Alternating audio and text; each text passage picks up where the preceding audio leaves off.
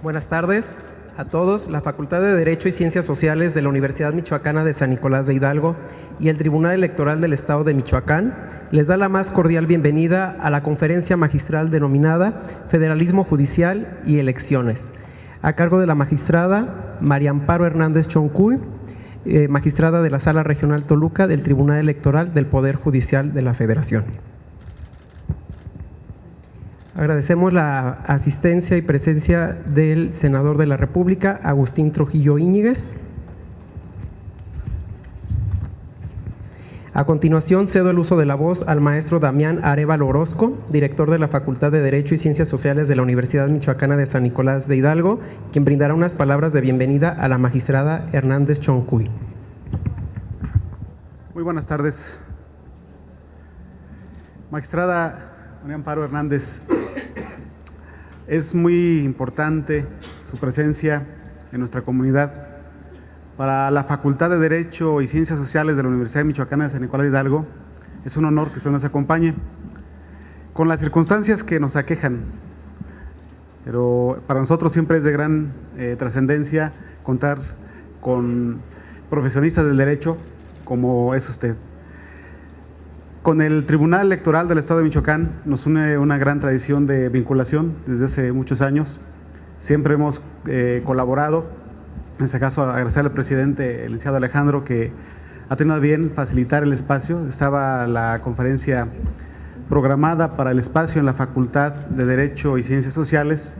Lamentablemente, por una situación del sindicato de profesores, en una lucha justa que consideramos lo hacen en ese sentido, no se pudo desarrollar. No tenemos un impedimento, pero por prudencia, para no alentar otro ánimo, decidimos que pudiera ser fuera de las instalaciones de la facultad. Desde luego que para la siguiente esperamos nos acompañe dentro de las aulas universitarias. Sea usted bienvenida. Yo le agradezco a los asistentes, alumnos, profesores, público general, magistrados, integrantes del Poder Ejecutivo, del Poder Legislativo, que el día de hoy nos acompañan, y con esa disculpa que les ofrezco, sea usted bienvenida. Gracias. Enseguida, el magistrado Alejandro Rodríguez Santoyo, presidente del Tribunal Electoral del Estado de Michoacán, dirigirá un breve mensaje a la magistrada conferencista. Buenas tardes a todos. En realidad se trata solamente de un saludo y de agradecer de manera muy puntual a la doctora Amparo Hernández Choncuy, magistrada de la Sala Regional Toluca, y también al maestro Damián Arévalo, director de nuestra Facultad de Derecho, el que estén hoy en esta su casa, para hacer un ejercicio más en materia de capacitación. Será desde luego una oportunidad más para conocer de la experiencia que ha tenido usted en esa importante labor en esa Sala Regional de Toluca. Estuvimos el pasado lunes muy atentos acompañando a la magistrada en los trabajos del informe relativo a las actividades de la propia sala, y pudimos constatar y darnos cuenta del gran trabajo que ha llevado a cabo ese órgano jurisdiccional electoral en las labores de resolución de los diversos casos que se presentaron a lo largo del proceso electoral, y constatamos que hay un gran profesionalismo también en ese órgano y un gran compromiso con México de sacar adelante los temas. Una vez más le agradecemos mucho, y también a todos los presentes. Asimismo, se les da las gracias por su asistencia a los diversos vocales de la Junta Local Ejecutiva del Instituto Nacional Electoral, al consejero jurídico del Gobierno del Estado, a los representantes de los diversos partidos políticos, a los consejeros del Instituto Electoral de Michoacán y a los medios de comunicación que están presentes. Ahora me permitiré dar lectura a la síntesis curricular de la magistrada María Amparo Hernández Choncuy.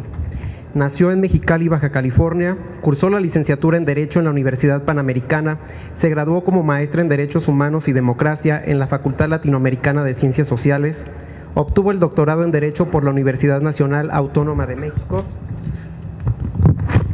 ha realizado estudios en la Universidad de Salamanca, en la Universidad Pompeu Fabra y estancias de investigación en el Tribunal Constitucional Español, en la Corte Europea de Derechos Humanos y en la Corte Interamericana de Derechos Humanos. Su ejercicio profesional se ha enfocado al servicio público, el cual ha combinado con la investigación. En 1997 ingresó a la Suprema Corte de Justicia de la Nación en la ponencia del ministro José de Jesús Gudiño Pelayo, donde fue secretaria particular, secretaria de Estudio y Cuenta y coordinadora de ponencia. De enero de 2011 a febrero de 2013 elaboró en la Secretaría Técnica de la Presidencia en sus labores dentro de la Suprema Corte de Justicia de la Nación. Participó en el estudio y preparación de asuntos relevantes de la novena época y en el inicio de la 10ª, en la confección de sentencias, opiniones y votos. Sus líneas de investigación se centran en el derecho constitucional y en el procesal constitucional, particularmente la justicia y su relación con la política, temas de género y la evaluación del desempeño judicial. Tiene diversos textos publicados en libros colectivos, revistas especializadas y periódicos. Recientemente se editó su libro Suprema Corte y Controversias Constitucionales, Análisis de Comportamiento Judicial. Sin más preámbulo, cedo el uso de la palabra a nuestra distinguida conferencista.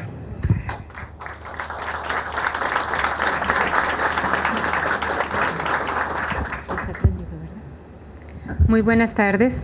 Me da mucho gusto estar ahorita aquí con ustedes. Veo muchas caras conocidas y eso me da mucho gusto. Muchas gracias al presidente del tribunal, a los magistrados del tribunal. Me da de verdad mucho gusto estar esta tarde aquí con ustedes, grandes anfitriones a la universidad, que me llevo como saldo pendiente otra visita para conocer la facultad y tener la oportunidad de exponer en esas aulas.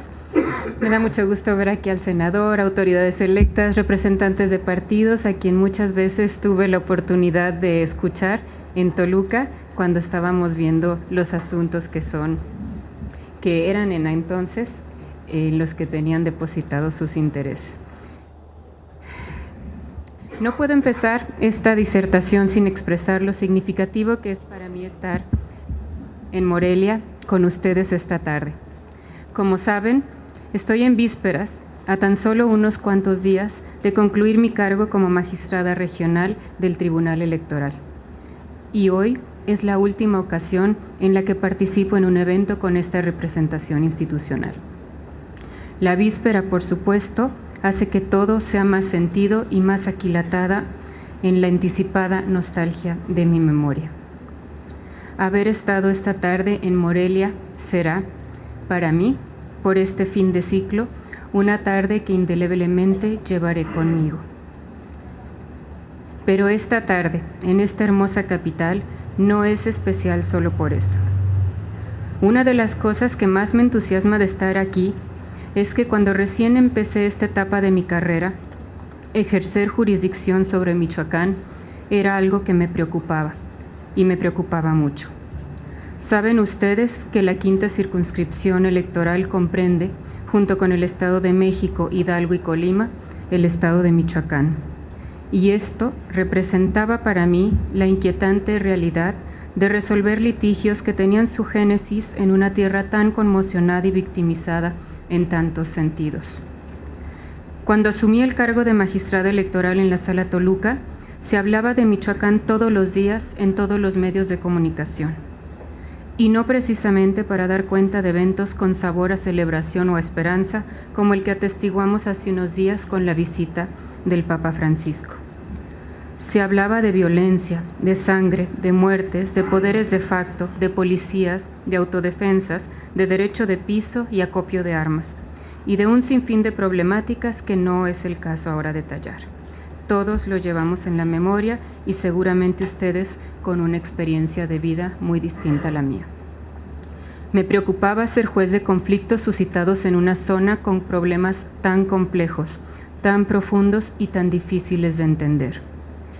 Quería conocer Michoacán porque creía que para juzgar mejor los litigios que se me presentaran, tenía que entender qué pasaba en Michoacán. Necesitaba conocer sus contextos, paisajes, para leer las texturas de sus litigios, para no ver cada juicio como un asunto más que tenía que salir en unos cuantos días con una solución final. Creía que todos, michoacanos o no, teníamos cada cual desde su lugar y posibilidades una obligación de tratar de hacer algo para que en Michoacán hubiera paz, para que en Michoacán se volviera a confiar en que los órganos del Estado en nuestro caso los tribunales, podríamos ayudar a reconstruir confianza ciudadana en la justicia y en la legalidad. Con ese ánimo en mente, una de las primeras tareas, ciertamente interminables, a las que me aboqué llegando a la sala, fue a leer cuanta literatura tuve a mi alcance sobre Michoacán, sobre el Michoacán contemporáneo. Y así fui descubriendo un estado lleno de gente con anhelos de desarrollarse, de vivir una mejor vida, de cambiar precarias realidades, y eso se manifestaba en muchas formas. En las oleadas de los que emigraron, en los sueños de los que ya regresaban, en los de aquellos que, queriendo salir de la precariedad, habían encontrado en las actividades ilícitas formas de vida con las que creerían que cambiarían su realidad.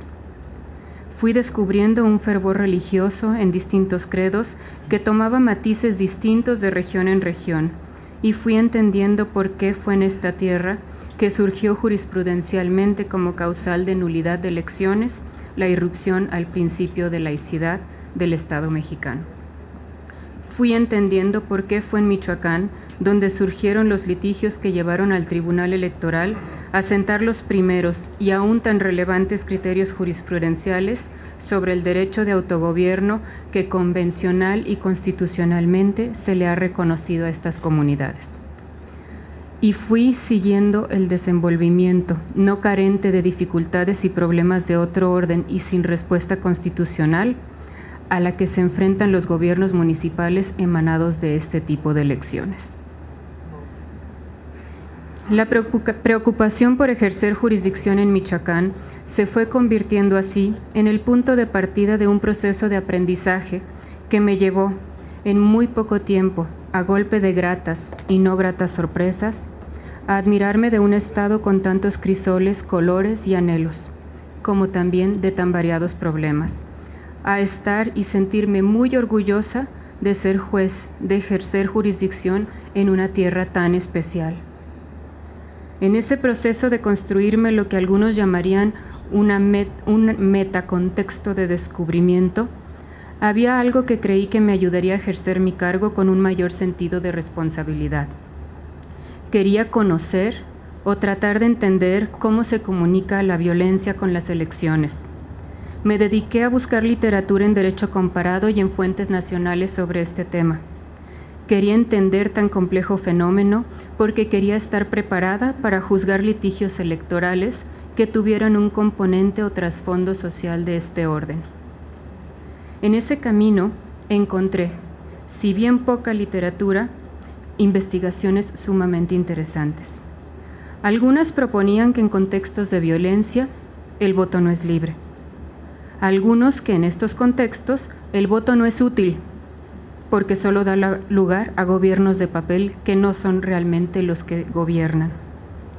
Algunos autores hablaban de la influencia del crimen organizado en la definición de candidaturas o de vencedores en las elecciones, y otras tantas tesis que no es el caso ahora mencionar.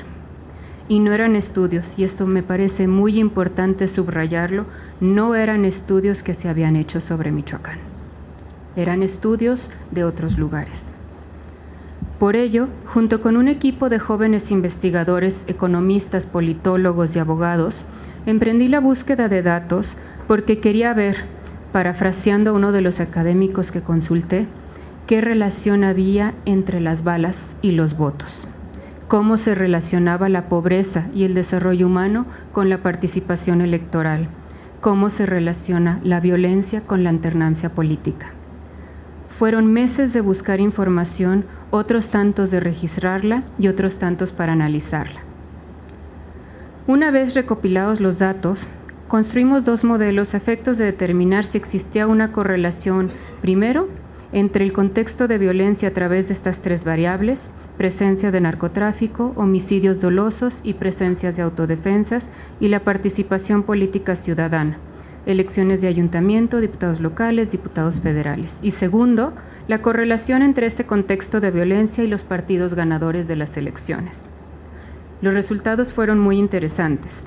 Por ejemplo, en el primer modelo, si bien sí puede afirmarse que existe una correlación entre la presencia de cárteles y la disminución de la participación política en las elecciones locales, lo que encontramos es que dicha presencia es irrelevante respecto a la participación política en elecciones federales.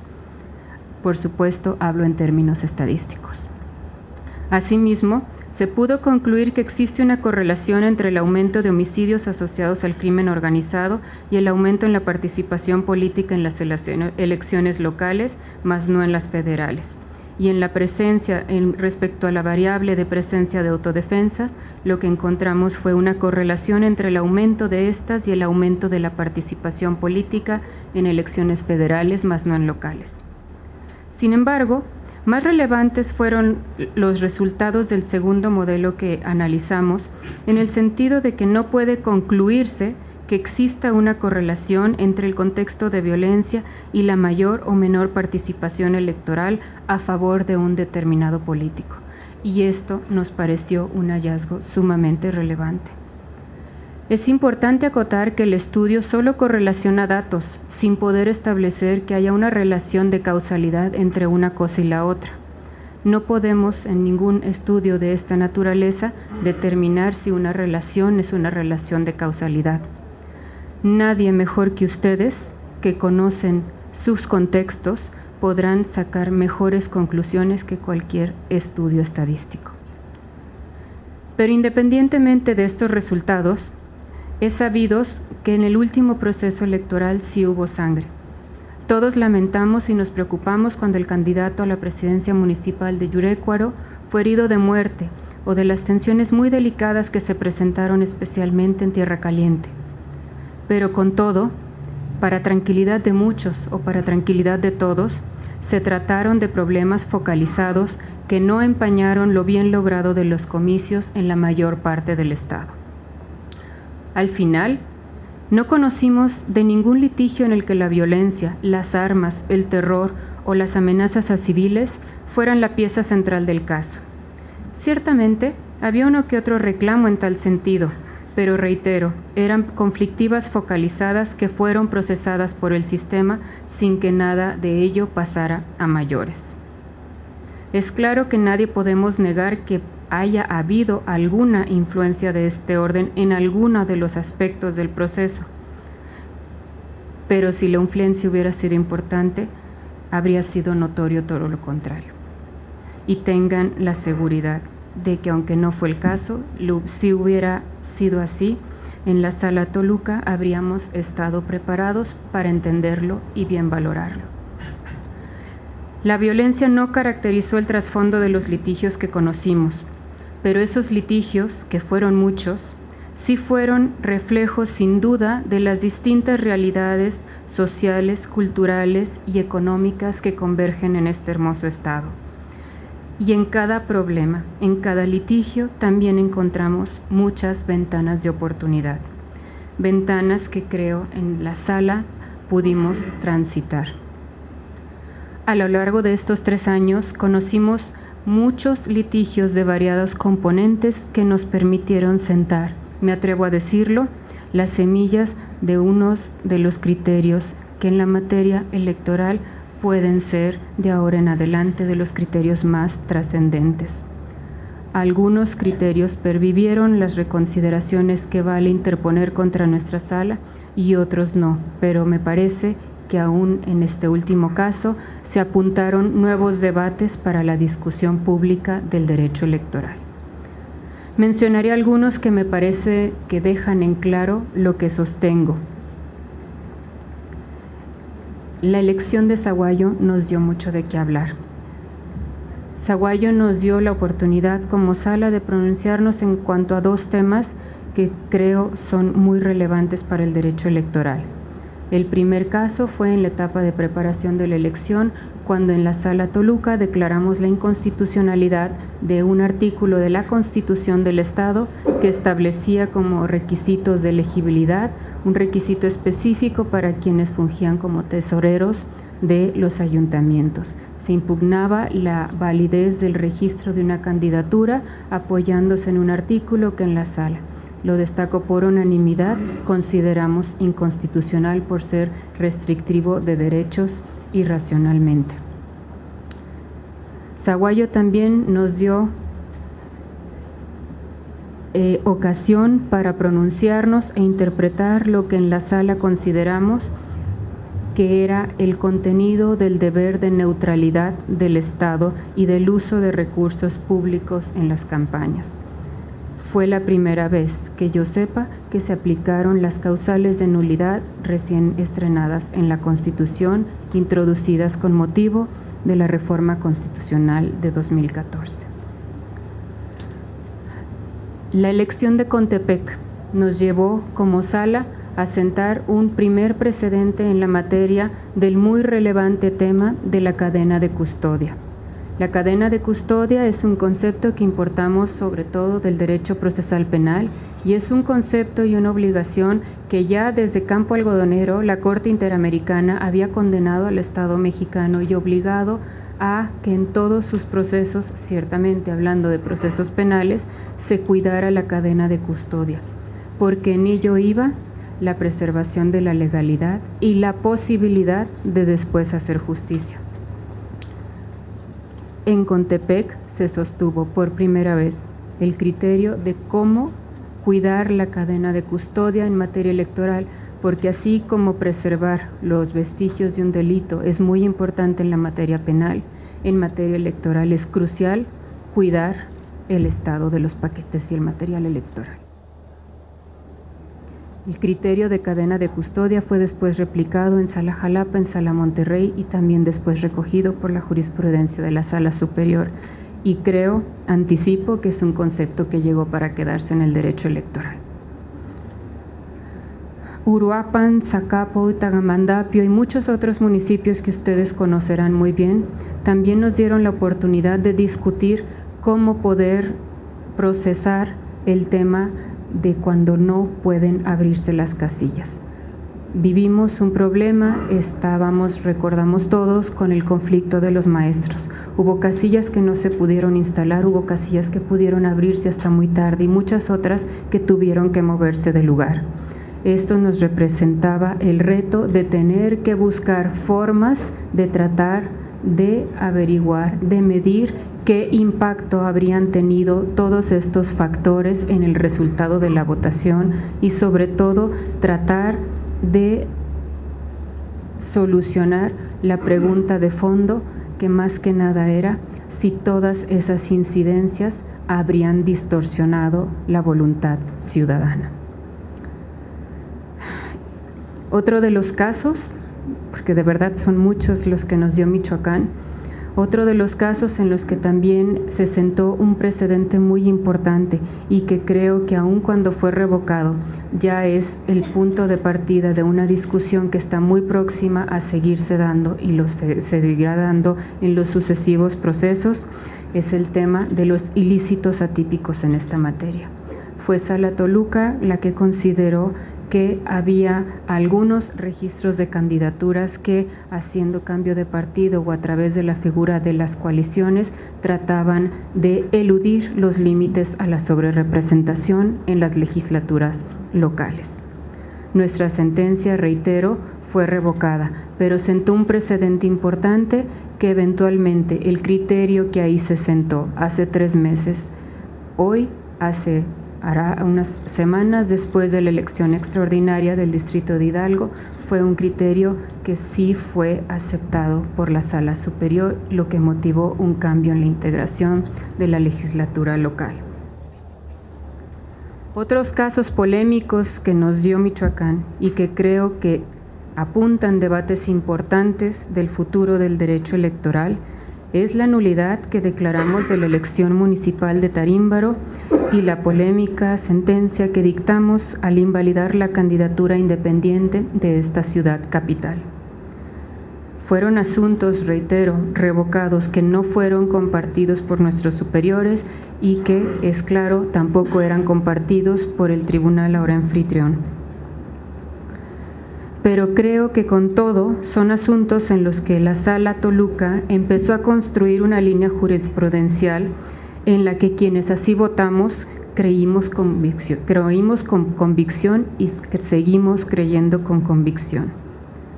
Que la democracia, nos guste o no, y por mucho que sea el desencanto, necesita para ser viable de un buen sistema de partidos políticos, y que así como los tribunales debemos trabajar por fortalecer los derechos ciudadanos en lo individual, también tenemos que trabajar por sostener criterios que saneen ese eje, el eje partidista tan importante del sistema político. Y los criterios que sostuvimos en este sentido no los construimos solos, los hicimos siguiendo importantes precedentes de la prestigiada Corte Constitucional colombiana, que ha entendido, y así lo ha dicho en varias de sus sentencias, que también tiene que proteger, junto con los derechos políticos individuales, al propio sistema de partidos. La nulidad que decretamos del distrito de Ciudad Hidalgo no fue una nulidad total del distrito. Ustedes también lo recordarán. Se decretó la nulidad solo de una porción de la votación, pero esa porción de la votación cambiaba al vencedor de la elección. Esa resolución también fue revocada y en cambio Sala Superior decretó la nulidad de todo el distrito. Nosotros creímos que ese precedente era importante porque nos permitía sentar un primer esbozo de algo que creímos es un terreno hacia el que debe avanzar el derecho electoral del futuro, el de la nulidad relativa de elecciones, el de que no es necesario en todos los casos repetir la totalidad de la elección para purgar el proceso de los vicios que se detectaron en este. Voté sola en otros asuntos en los que tampoco convencí a mis compañeros, pero los quiero mencionar porque me parecen asuntos que, con todo y que me quedé en la minoría, son importantes y no quiero dejar de pasar esta ocasión en insistir y explicar por qué los voté como los voté. Discutimos en la sala, en revisión por supuesto de una sentencia de este tribunal, cómo debían distribuirse las regidurías de representación proporcional en los municipios. Lo hicimos particularmente a propósito del municipio de Penjamillo. Fui ponente y mi postura no convenció a la mayoría. Yo proponía que todos los votos en blanco o los votos emitidos para candidatos independientes tenían que contar. Y como tenían que contar, no valía descontarlos de las cuentas que se hacen para hacer los cálculos de distribuciones. Y lo dije entonces y lo digo ahora con profunda convicción. Creo que es máxima del sistema electoral, de todo sistema electoral, el principio de un ciudadano, un voto. Y si un ciudadano es un voto, todos los votos tienen que contar, porque cada vez que los restamos, esos votos se convierten en cero y ya no valen. Aquila. En este asunto, aun cuando mi convicción también fue minoritaria, fue una ocasión que me permitió expresar algo que también, insisto, sigo pensando. Y creo, y lo dije en mi voto, y lo dije muchas veces en esa muy acalorada sesión pública, que si la nulidad es la última ratio del sistema jurídico electoral, y lo es porque es privativa de muchos derechos humanos, las autoridades tenemos el deber de procurar en nuestro quehacer que cada voto cuente, así sea que a veces tengamos que asumirnos como auténticos arqueólogos electorales para reconstruir con mínimos vestigios los resultados de una elección. Apatzingán. Apatzingán fue ocasión para expresar que cuando el voto se convierte en objeto de transacción monetaria, intercambiable como si fuera cualquier cosa, la democracia pierde todo sentido dialógico, deliberativo y participativo.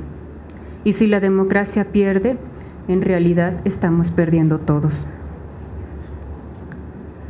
El caso que más difícil me resultó fue Turicato.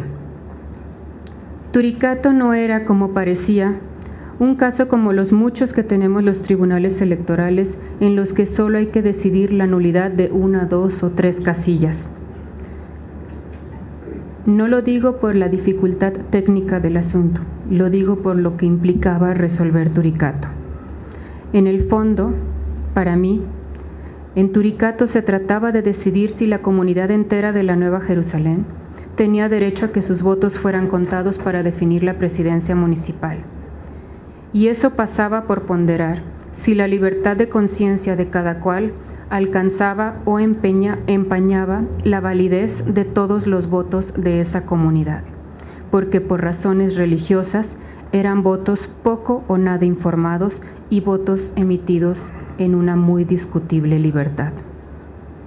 Al final, y sin dejar de reconocer un clima de muy precaria libertad política, me incliné por reconocer la validez de todos esos votos, porque creí que había que respetar la libertad de cada cual y que ni la pobreza, y no me refiero a la pobreza económica, que la pobreza no debe llevarnos a privar de derechos a sus víctimas, sino a reconocer en todas y todas las personas que tienen capacidad de decisión y que por eso tienen derecho de voz y de voto. La precariedad de las condiciones de vida de la Nueva Jerusalén, creí, no debía llevarnos a privarles de sus derechos políticos, sino a reconocer una deuda del Estado y de toda la sociedad hacia esa comunidad, una deuda de deberes de hacer que debía empezar a saldarse y con urgencia. Algunas de las decisiones que aquí mencioné eran a su vez decisiones que revocaban lo decidido por este tribunal anfitrión, mientras que las demás, algunas las confirmaban, ustedes bien lo saben, algunas por razones similares a las que ustedes habían sostenido, otras con razones que algunos íbamos introduciendo variantes. También las decisiones que tomamos nosotros, ya lo fui mencionando, pasaron por esa misma dinámica. Algunas de las que nosotros tomamos fueron confirmadas por nuestro superior y otras fueron revocadas. En este ir y venir de litigios entre un tribunal y el otro, de Morelia a Toluca, de Toluca a Morelia, de Toluca a la Ciudad de México, a veces teníamos poca claridad de cuándo nosotros éramos o no un órgano terminal. Imagino que también ustedes. Cuando acaban todas estas discusiones y todos estos ir y venir de los expedientes, ahora que acabamos el proceso, reflexionaba, y por eso he querido abordar este tema en esta tarde, ¿cómo podemos entender ahora el federalismo judicial en materia electoral? Y quiero responder esta pregunta también a partir de dos casos que resolvimos en la Sala Toluca, que creo ejemplifican bien lo que quiero sostener esta tarde ante ustedes.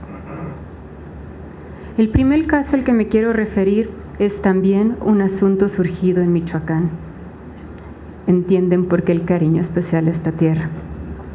Se trató de uno de los primeros asuntos que resolvimos hace un par de años en la sala. Nosotros le llamamos el AG20 porque era un asunto general. No había un tipo de expediente en el que clasificarlo. En este asunto, diversos ciudadanos del municipio de Jiquilpan impugnaron la elección de jefe de tenencia de la comunidad de San Martín, Totolán. Los medios de impugnación fueron remitidos a sede jurisdiccional federal porque el Tribunal Electoral local, ustedes, estimaron, no porque era la anterior integración, estimaron que no eran competentes para sustanciar y resolver los medios de impugnación instados en contra del nombramiento del jefe de tenencia, en virtud de que la legislación del Estado no les otorgaba una competencia expresa para proteger derechos políticos ciudadanos. Efectivamente, ante el planteamiento de la incompetencia, la Sala Regional determinó en primer lugar que las demandas sí se incardinaban en el ámbito de materia electoral, en tanto que a partir de las funciones que deben desempeñar los jefes de tenencia, tanto sustancial como formalmente, se trataban de la elección de autoridades políticas. Pero lo más importante del asunto fue que la Sala reconoció que a pesar de que las leyes de Michoacán no establecieran ni en su Constitución ni en su ley procesal electoral la posibilidad de que el tribunal pudiera atender, procesar y decidir litigios instados por ciudadanos, que conocían de litigios instados por partidos, sí lo podían hacer. Interpretamos el artículo 116 de la Constitución y establecimos que, aunque en el rango local no se hubiera establecido con claridad, el artículo 116 no solo facultaba, sino que obligaba al Tribunal Electoral del Estado a resolver todo litigio de naturaleza electoral que tuviera que ver con la integración de autoridades locales, sea gobernador, diputaciones, presidencias municipales, autoridades auxiliares, como justamente era el caso. ¿Por qué es importante este caso al hablar de federalismo judicial? Para ponerles en contexto la relevancia de esta sentencia, hay que tener en consideración justamente eso, que la justicia electoral surge en sus inicios como un sistema de justicia para los partidos, enarbolado principalmente en torno al control de la legalidad del proceso y al juicio de nulidad. La justicia electoral, como justicia ciudadana, surge después, en mucho con motivo de la configuración del juicio ciudadano en la Ley de Medios, emulando lo que el juicio de amparo es al Poder Judicial de la Federación. Los asuntos de los que conocían los tribunales electorales se entendían como exclusivamente los establecidos en sus leyes expresas, y cuando llegaba a suscitarse un conflicto que no se había atendido por su legislador local, todos los demás litigios se federalizaban por ese solo hecho. El asunto que no estaba previsto en ley, por más local que fuera la elección, se convertía en un asunto típicamente federal que resolvía una sala regional. Lo que viene a ser esta sentencia, que sí fue confirmada por Sala Superior y ahora es jurisprudencia firme que se ha replicado para todo el sistema jurídico electoral, es reconocer y afirmar que todo conflicto de orden electoral que surja dentro de un Estado con motivo de elecciones de ese orden o del orden municipal es competencia originaria y debe resolverse por los tribunales locales. Los conflictos locales no tienen por qué federalizarse solo porque la legislación local es ayuna de causas procesales. Al final, y siempre reconociendo que lo ideal es tener leyes procesales, estas no dejan de ser instrumentales para que cumplamos con nuestros cometidos.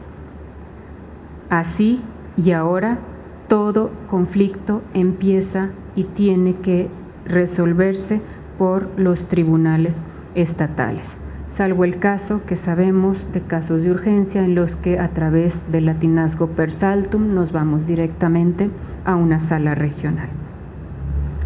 Esto que digo, que todo conflicto sea procesado y resuelto primero por un tribunal local, no lo digo que es bueno solo por el prurito de que tenemos que defender el federalismo por el federalismo mismo. Los tribunales locales suelen tener un muy amplio conocimiento de los contextos en que surgen los problemas. Tienen contacto directo e inmediato con la realidad que juzgan. Tienen el pulso de la localidad. Y esto es muy valioso, más cuando se juzgan conflictos políticos que siempre son tan contextuales. Esto, creo, es lo que pone en evidencia lo importante que es que sean ustedes, los tribunales estatales, los primeros en conocer los asuntos. Y además, cuando los federalizamos, cuando llegamos primero a una sala regional sin antes haber estado en el tribunal estatal, al mismo tiempo, al tiempo que le estamos privando la oportunidad de que el juicio sea resuelto por quien está más en contacto con el problema, le estamos quitando una instancia a las partes. Las partes que tendrían que tener la posibilidad de tener una segunda instancia se quedan sin esa posibilidad, porque en muchos casos esa es su primera y única alternativa.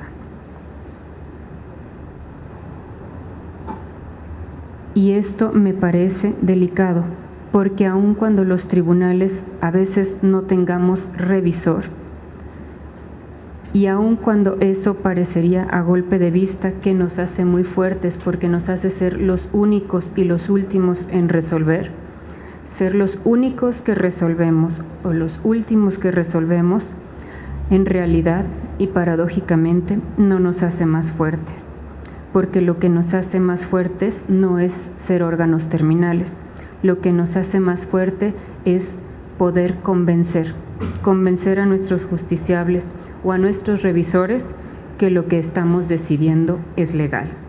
Y esto también vale decirlo viceversa. A veces también nuestros órganos revisores, lo digo en mi caso, mi revisor es Sala Superior, en nuestro caso nosotros somos sus revisores, también los tenemos que convencer a ustedes de que lo que nosotros resolvimos tiene mayores o mejores razones que lo que estamos conociendo. O ustedes convencernos a nosotros, pero por eso creo que lo que nos hace fuertes es convencernos unos a otros y no ser los últimos en tomar las decisiones. Con todo y las bondades que ya mencioné, tiene que los primeros jueces sean los jueces locales. La revisión del mismo litigio en otras latitudes también tiene sus bondades, porque quien está lejos también tiene una ventaja, y tiene la ventaja de no estar cautivo de las inercias locales que gravitan, quizás inconscientemente, en quien ahí habita. Si se vale la metáfora, tan importante es el microscopio como el telescopio, y no son instrumentos excluyentes, sino complementarios.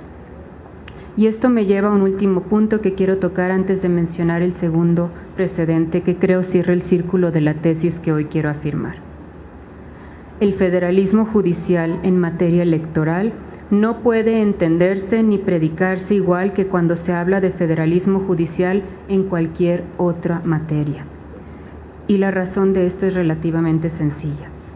Cuando se habla de federalismo judicial, generalmente estamos haciendo referencia a un esquema en el que los tribunales estatales resuelven lo estatal y los federales lo federal. A que los tribunales federales no tienen por qué convertirse en revisores invariablemente de lo decidido por los tribunales superiores locales. Federalismo judicial es una discusión que tiene décadas en nuestro constitucionalismo y se nos han ido los años discutiendo si el juicio de amparo es invasivo de la soberanía estatal, si los jueces de amparo deben estar revisando las sentencias de los tribunales superiores. No es el caso por ahora recordar ese debate, que dicho sea de paso, creo que ahora tenemos que replantear después del reconocimiento del control difuso. Pero sí lo traigo a colación más bien en un ánimo de explicar por qué cuando hablamos de federalismo judicial en materia electoral estamos hablando de problemáticas muy distintas. Y es que en todas las demás materias, cuando en juicio de amparo se revisa una decisión tomada por un tribunal local, ese litigio en la generalidad de los casos ya tuvo dos instancias. Y eso no pasa en la materia electoral. En la materia electoral tenemos un tribunal que suele ser la única y primera y única instancia para resolver los litigios. Siendo esta mi particular visión del federalismo judicial en la materia, siendo esta la necesidad que veo y la conveniencia que veo en que haya primero un tribunal local, pero no por ello que se excluya una revisión que no sea local, es por eso que creo que no debemos preocuparnos mucho ahora, porque el juicio de revisión constitucional, antes, hasta hace algunos años, de muy limitada procedencia, sea cada vez más abierto. Hoy en día, creo que no es con limitaciones a la procedencia de los juicios como se salvaguarda, o mejor salvaguarda, el federalismo. La segunda sentencia que creo que explica cómo entiendo el federalismo judicial en la materia electoral es una sentencia que dictamos también en un caso michoacano. Se trata de un asunto intrapartidario que estábamos en la etapa de preparación de la elección. Había una sentencia dictada por este tribunal que no fue cumplida en su momento. No quiero mencionar nombres de partidos políticos porque no quiero distraer la atención hacia ese aspecto. En esencia, lo que para nosotros era la parte relevante del caso es que este tribunal había dictado una sentencia ordenando al partido político a realizar ciertas acciones para regularizar la legalidad de la candidatura de 2 personas y el partido político no lo hizo. Las personas que habían obtenido la protección de este tribunal vinieron con ustedes y después con nosotros a pedir que les diéramos la protección judicial, y ya lo que pedían no era que analizáramos la legalidad de la candidatura, lo que pedían era que la sentencia que ustedes dictaron realmente fuera efectiva porque había sido burlada. Esto nos llevó como sala a tener que discutir si las salas regionales podíamos o debíamos estar abriendo causas procesales para resolver ya no la legalidad de la candidatura, sino para resolver si la sentencia local había sido o no respetada en su momento. Y sí lo hicimos. Esta sentencia me parece de suma relevancia para lo que estimo debe ser un nuevo entendimiento del federalismo judicial. Los tribunales federales, cuando actuamos como revisores de los tribunales electorales estatales, tenemos como función legitimar debatiendo, y esto quiero enfatizarlo. No legitimamos porque confirmemos ni solo cuando confirmamos, legitimamos porque discutimos y discutimos públicamente lo que decidieron. Pero, y por eso traigo a colación esta segunda sentencia, no agotamos en ello nuestra función. Tenemos además, lo digo a título personal y lo creo con convicción, un importante deber más allá de la convalidación, sino de solidaridad frente a los tribunales estatales. Tenemos la obligación, ciertamente no escrita en ningún texto legal, pero no por eso inexistente, de acompañar y apoyar a los tribunales electorales locales.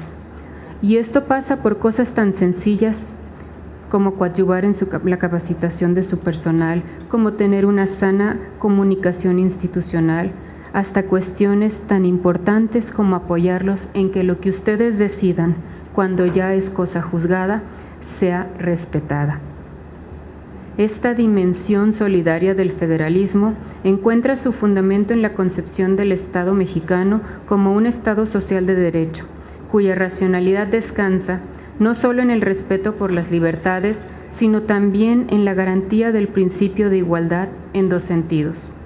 Primero, garantizando no solo una igualdad formal, sino también material, de forma que sean satisfechas las necesidades básicas de todas las personas, de forma progresiva y no regresiva y acorde a criterios de justicia distributiva. Pero también, y esto va a colación de este federalismo solidario del que hablo, garantizando un equilibrio entre la autonomía y la unidad, entre lo regional y lo nacional, de forma que todos los poderes y órganos del Estado mexicano, en sus respectivas competencias, se comporten de acuerdo con la Constitución y tengan en cuenta un interés común que va más allá de los territorios, la garantía de un mínimo de armonía en las condiciones de vida de las personas. Así, el principio de solidaridad del que hablo constituye una suerte de cláusula general que exige a los poderes públicos coordinarse y cooperar entre sí para ofrecer a los ciudadanos, a través de una organización y coordinación adecuada, la satisfacción de las necesidades sociales básicas. Y esto no escapa la impartición de justicia. Las autoridades, incluyendo las jurisdiccionales, tenemos el deber de cooperar y ser leales a la Constitución, de forma que facilitemos que cada cual pueda ejercer sus respectivas competencias. Debemos cumplir con esa lealtad constitucional de forma que todos los poderes públicos aceptemos las reglas del sistema, procuremos activamente su conservación y coadyuvemos unos con otros para que cada cual pueda lograr sus cometidos. Al final, todos estamos trabajando o tendríamos que estar trabajando por la misma comunidad con el mismo objetivo, que es mejorar las condiciones de vida. En el fondo, creo que este es el espíritu que está detrás del artículo 119 constitucional. Un artículo que fue redactado hace alrededor de 200 años, el cual creo traído a tiempo presente e interpretándolo en consonancia con la reforma en materia de derechos humanos de 2011, respaldaría, creo que sin ningún problema, esta intelección que les propongo. Un federalismo solidario, en el que nadie tiene que suplicar ni ponerse de rodillas para que surja el deber del otro de apoyarlo, y en el que no vale quedarse de brazos cruzados cuando es visible que el otro está pasando por dificultades. Por esto, creo, la sentencia que les acabo de mencionar me parece sumamente importante, porque tiene como trasfondo un mensaje contundente y para mí imprescindible en un federalismo judicial traído a tiempo presente.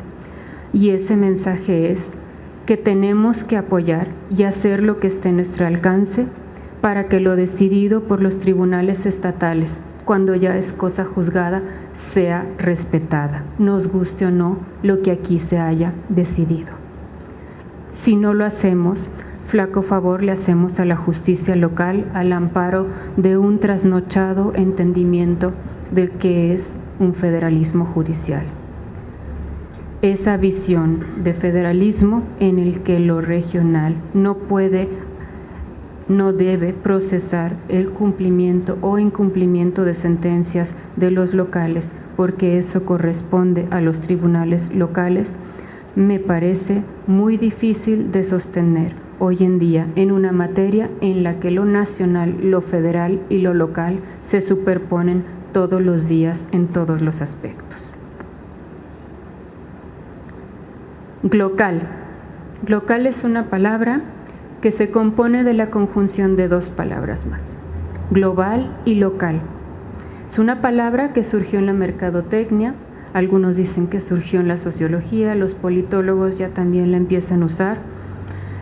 No tiene sentido, creo, tratar de averiguar quién fue el que acuñó este término, pero creo que es un término que vale traer hoy a colación. El mundo está cambiando y al tiempo que se avanza en muchos aspectos hacia la homogeneidad o estandarización en todo el planeta, en ciertos aspectos, de ahí lo global, por paradójico que parezca, resurgen localismos que no pueden dejar de convivir con las tendencias mundiales o que las modalizan porque va en ellos la identidad de cada cual y su particular forma de vida. Creo que podemos apoyarnos en este término para explicar lo que hoy creo debe verse como un nuevo federalismo. En esta vorágine de cambios institucionales y sociales, las relaciones entre federación y estados están también siendo objeto de importantes y definitorias mutaciones.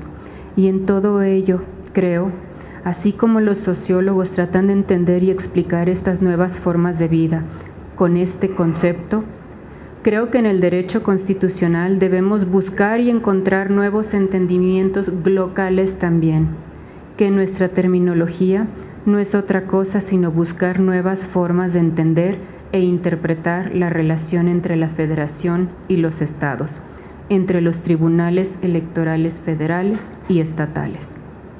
Y una ruta que veo en ello, como he tratado aquí de explicar, está en repensar la función que cumplimos los tribunales federales frente a los locales.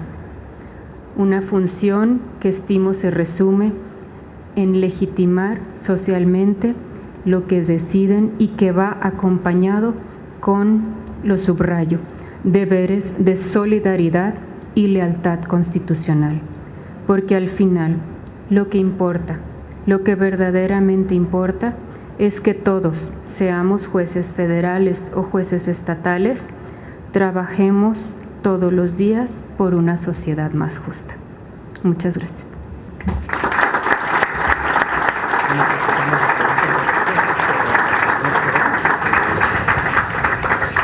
Muchas gracias, magistrada, por su valiosa intervención. También quiero agradecer la presencia de la licenciada Verónica García Reyes, secretaria de Enlace Legislativo y Asuntos Registrales de la Secretaría de Gobierno, quien viene en representación del Gobernador Constitucional del Estado de Michoacán. En este momento se decreta un espacio de preguntas y respuestas, por lo que les solicito que sea de manera ordenada y breve. Gracias.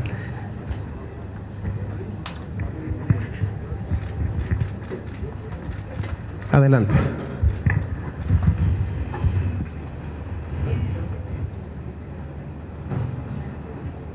Adelante. Buenas tardes, magistrada. Disculpe. Solamente quiero saber, a grosso modo, cuál es la diferencia entonces entre centralismo y federalismo electoral. Porque, bueno, a mí me quedó un poco la idea de que el centralismo puede ser normativo y el federalismo simplemente procesal.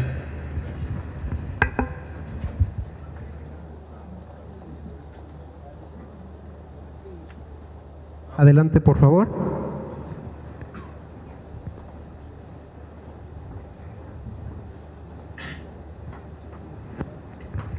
Buenas tardes, Liliana Martínez, soy la vocal de organización electoral de la Junta Local del Instituto Nacional Electoral. Felicidades por su exposición. Yo no soy abogada y me pareció bastante digerible la información. Solo ampliar la información de la primera parte de su intervención. En Michoacán se instaló el 100% de las casillas electorales, las instalamos todas. Respecto a casillas que se aperturaron muy tarde, bueno, realmente el sistema de información de la jornada electoral el día que operó el 7 de junio, a las 9 de la mañana ya teníamos el reporte del 82% de las casillas instaladas. La última que instalamos justamente fue a las 12 horas con 7 minutos, que correspondió a una casilla aquí en el distrito 08 de Morelia Oeste, debido a que no se encontraban funcionarios presentes para la instalación. Y efectivamente reportamos aproximadamente 589 casillas con cambios de domicilio, pero estamos hablando de casillas, ¿no? A fin de cuentas equivalía más o menos al 10% de casillas con cambio de domicilio. Realmente no fue así como un cambio, no fue una gran cantidad de casillas que se cambiaron, lo que equivalió más o menos como a 120 domicilios. Esa sería mi intervención. Gracias. ¿Alguien más desea hacer uso de la voz?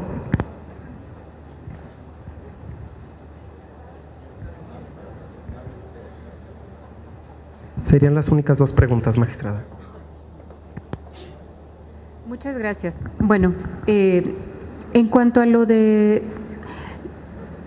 comentaba del centralismo, federalismo, yo creo que toca usted uno de los temas más difíciles de resolver hoy en día, precisamente en la materia electoral. Teníamos hasta antes de 2014, hasta antes de la reforma constitucional, muy claro que había un sistema electoral para elecciones federales con sus propias autoridades y los sistemas paralelos en las entidades federativas. Después de 2014, en el que el Instituto Nacional Electoral absorbe en la materia una posición totalmente distinta a la anterior y tiene juego tanto en elecciones federales como también en elecciones locales. Tenemos elecciones locales, un sistema en el que realmente tenemos dos autoridades actuando al mismo tiempo. Eso viene a cambiar dramáticamente los escenarios. Ciertamente se habla de centralismo y creo que podemos convenir en que cuando se oye hablar de centralismo estamos pensando en que las decisiones, la toma de decisiones se centralizan en una parte, generalmente en el centro o en la capital a través de una autoridad, y en la materia electoral. Cuando hablamos de federalismo judicial, el concepto de federalismo, yo no estoy hablando en esta ponencia de ese concepto de centralismo, yo me estoy centrando exclusivamente en el tema de tribunales, tema de la organización de la elección, de la que mucho se dijo que se había centralizado todo, que tampoco lo creo que se haya centralizado todo. Creo que les podemos preguntar a los consejeros del Instituto Electoral Local si tuvieron o no trabajo este proceso, y creo que la realidad demuestra que no es cierto que todo se centralizó y hubo mucho trabajo también por parte de las autoridades locales. Pero yo me quisiera desmarcar un poco de esa discusión y de ese tema porque estoy enfocada al tema exclusivamente de tribunales y esa complejización, ese proceso de complicarse tanto el entendimiento de qué le toca a cada quien en lo relativo a la organización de una elección, que es el tema en el que mucho se habló de centralización. Creo que es un problema que no inmigró ni no contaminó el diverso tema de la impartición de justicia electoral.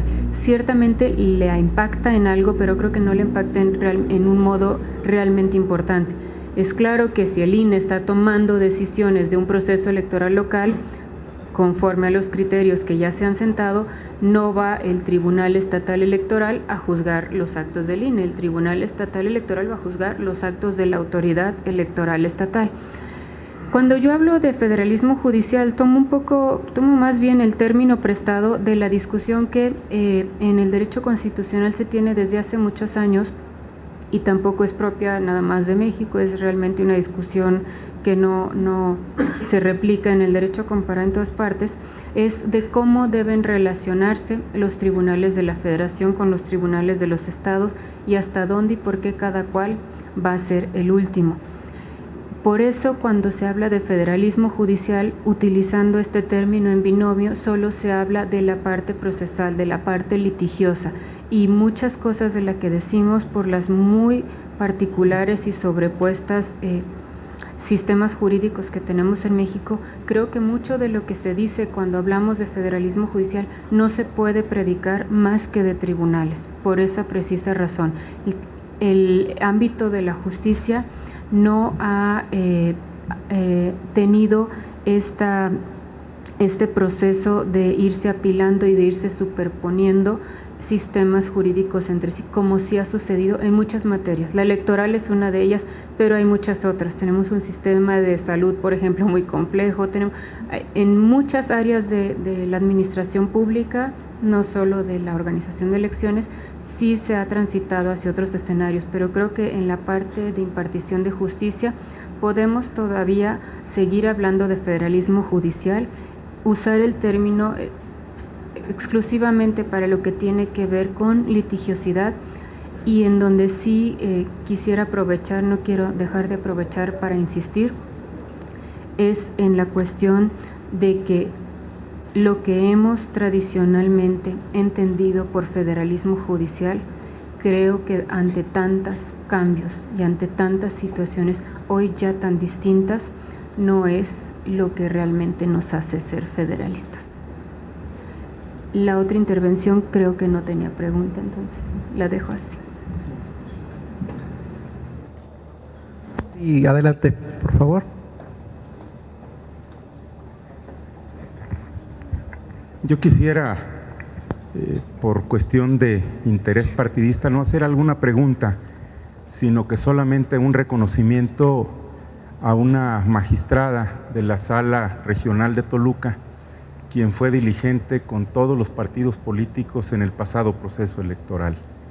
Decirle, doctora María Amparo Hernández Choncuy, que estamos reconocidos de su labor, de su servicio al derecho electoral, al derecho en política que ejercemos todos los partidos políticos, y que en los próximos días la Sala Regional va a perder un gran miembro, pero seguro estoy que tendrá todo un horizonte en lo futuro para formar parte de otras instituciones que tanto requieren del profesionalismo, de la institucionalidad, de la imparcialidad, de la objetividad y de las resoluciones conforme a derecho.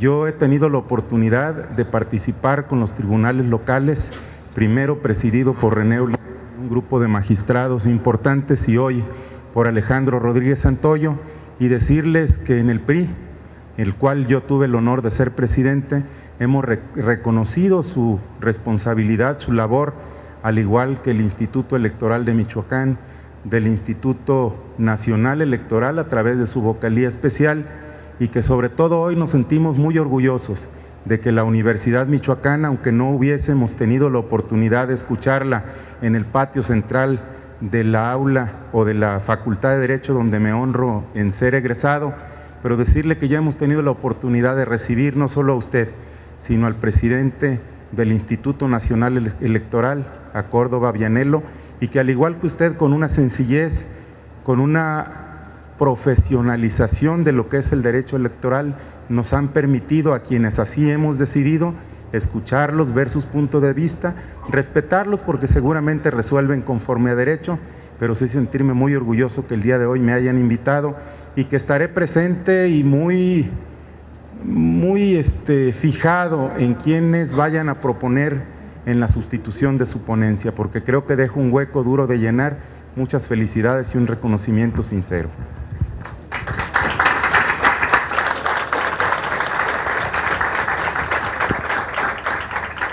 A continuación, el magistrado Homero Valdovinos Mercado, a nombre del Tribunal Electoral del Estado de Michoacán y de la Facultad de Derecho y Ciencias Sociales de la Universidad Michoacana de San Nicolás de Hidalgo, hará la entrega de un reconocimiento a la magistrada Hernández Choncuy por su conferencia magistral. Muchas gracias. Le damos las gracias a la doctora María Amparo Hernández Choncuy. Me permito leer el reconocimiento que le hacemos. El Tribunal Electoral del Estado de Michoacán y la Facultad de Derecho y Ciencias Sociales de la Universidad Michoacana San Nicolás de Hidalgo otorgan el presente reconocimiento a la doctora María Amparo Hernández Choncuy, magistrada de la Sala Regional en Toluca del Tribunal Electoral del Poder Judicial de la Federación, por su destacada participación como ponente en la conferencia magistral Federalismo Judicial y Elecciones, impartida en esta ciudad el día 2 de marzo de 2016. La firman el maestro Damián Arévalo Orozco, director de la Facultad de Derecho y Ciencias Sociales de la Universidad Michoacana de San Nicolás de Hidalgo, y el magistrado, el señor Alejandro Rodríguez Santoyo, magistrado presidente del Tribunal Electoral del Estado de Michoacán. Muchas gracias.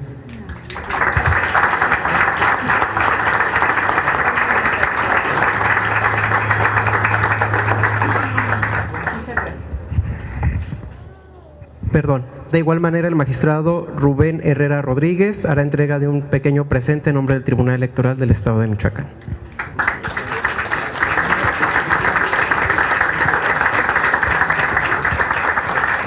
Finalmente, agradezco a todos su asistencia. Que tengan una excelente tarde.